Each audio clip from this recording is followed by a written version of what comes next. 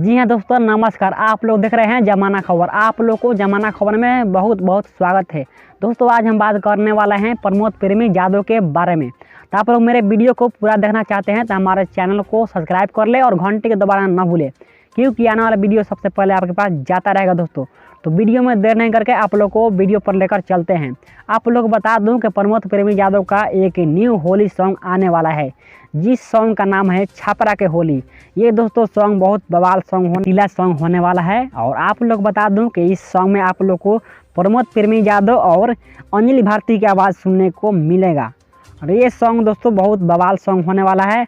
और इस सॉन्ग में आप लोग को फिटिंग की बात करूं तो इस सॉन्ग में आप लोग को प्यारे भाई प्रमोद प्रेमी यादव, और ये सॉन्ग को दोस्तों लिखे हैं छोटन मनीष, और इसका म्यूजिक दिए हैं अभिषेक तिवारी, और डायरेक्टर किए हैं संदीप राज।